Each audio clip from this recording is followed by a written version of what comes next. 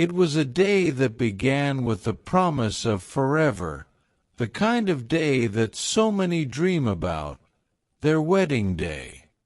Mark and Sarah were about to begin their journey together, and it seemed as if nothing could stand in their way. The ceremony was held in a small, picturesque chapel by the lake, surrounded by the beauty of nature, the sun casting a warm glow on the guests' faces. It was a perfect day, and everyone around them could feel the excitement in the air, as if the whole world had conspired to make this moment nothing short of magical. The couple exchanged vows with tear-filled eyes, their hands shaking as they promised to love each other for the rest of their lives. The reception followed, full of laughter and joy. The newlyweds danced their first dance, and it was as if time stood still. The evening was a celebration of love, of dreams realized, and of the beginning of a new chapter in their lives. Family and friends gathered around, raising their glasses in honor of the love they shared, and all felt that this would be the beginning of something beautiful, something lasting. But then, as the night wore on, things began to take a strange turn. The celebrations slowly wound down, and the last of the guests began to head home. Mark and Sarah, exhausted but happy, said their goodbyes and retired to their honeymoon suite at the nearby hotel. They had everything ahead of them, or so it seemed. In the hours following, the honeymooners would never be seen again. When the first rays of morning light pierced through the curtains, the room was empty. The bed was undisturbed, the pillows fluffed, and the only evidence of their presence was a wedding band lying on the bedside table, a reminder of the joy that had been, now gone. The couple's luggage, their belongings, everything was gone.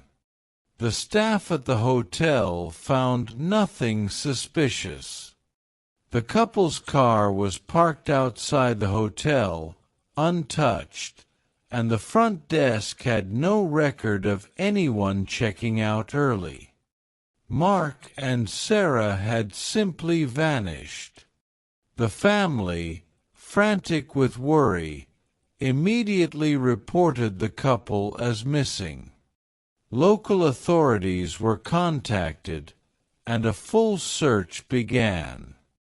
The area surrounding the hotel was scoured, and missing person posters were plastered on every available surface. Friends and family clung to hope, convinced that there must have been some kind of mix-up. But with each passing hour, the fear began to take root. What happened to Mark and Sarah? Where had they gone? And why would they leave without a word? Days turned into weeks, and weeks into months. Despite the relentless efforts of the police and volunteers, no trace of the couple was ever found. As time went on, the mystery deepened. Was it possible they had run away, decided to start a new life? But that theory seemed unlikely. Mark and Sarah had no history of fleeing from their problems.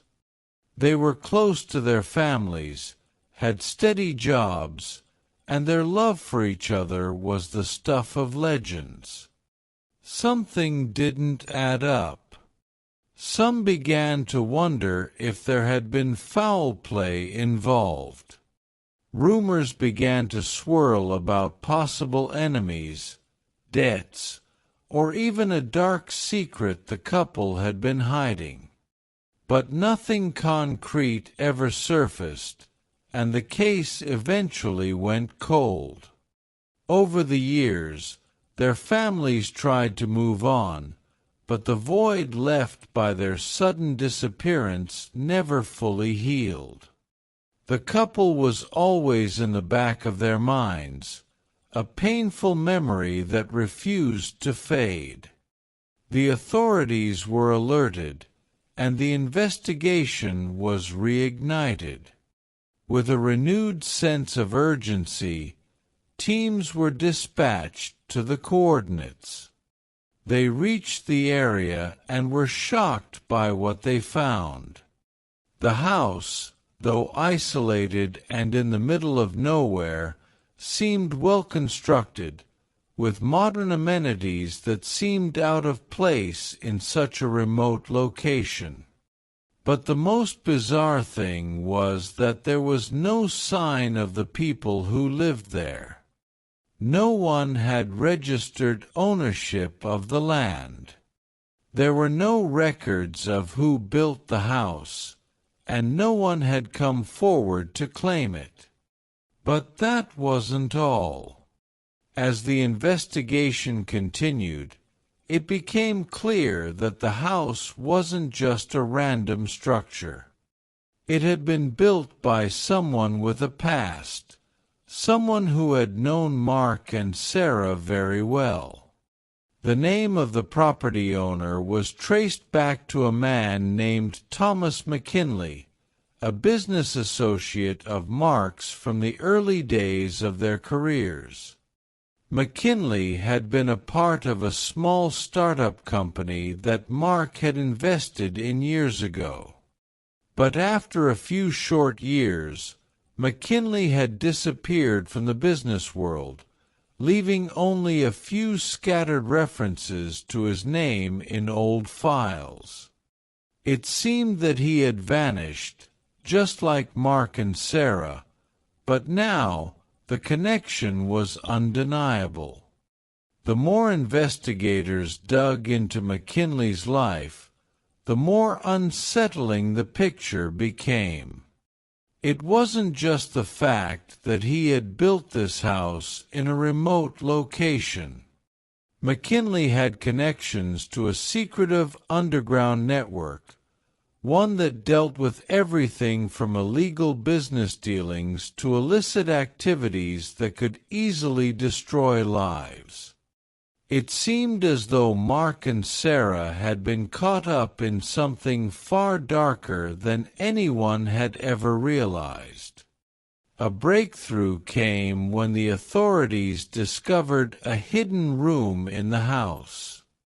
Inside, they found a series of journals and documents, carefully hidden away beneath the floorboards. The contents of these journals painted a disturbing picture of what had really happened to Mark and Sarah. According to the documents, Mark and Sarah had not run away. They had been forced to disappear.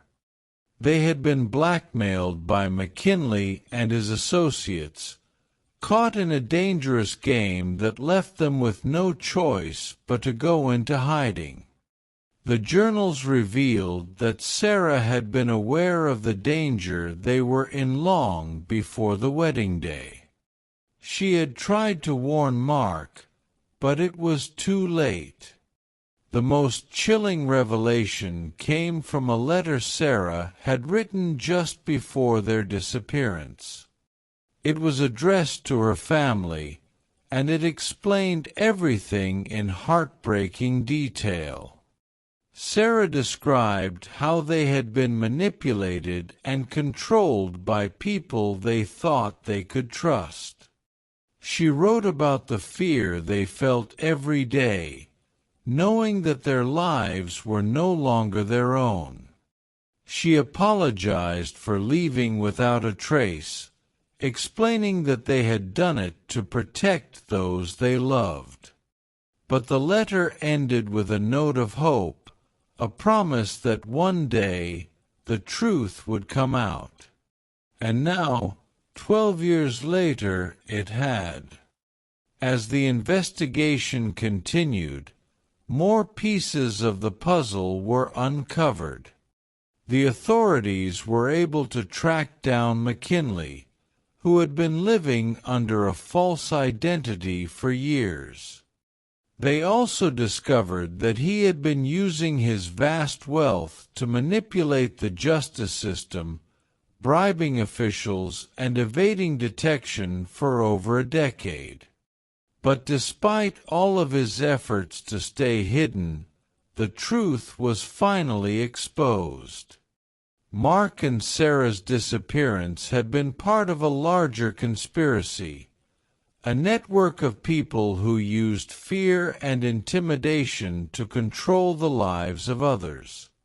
The final twist came when the authorities revealed that McKinley had been arrested and charged with multiple counts of kidnapping, conspiracy, and fraud. He had been living a life of luxury while Mark and Sarah had been trapped in isolation, forced to hide from the world. The house that had been their prison for so long was finally exposed as the symbol of their suffering. But even after all these years, the couple's love had endured. Mark and Sarah's story was not one of tragedy, but of survival. They had been forced to vanish, but they had never given up. Their love had kept them going, even when everything else seemed lost. And in the end, they had won, together. The truth had come to light, and the world finally knew what had happened. The mystery that had haunted their families for over a decade was solved, and justice was finally served. But it wasn't just about the truth. It was about the resilience of love and the courage to survive, no matter the odds.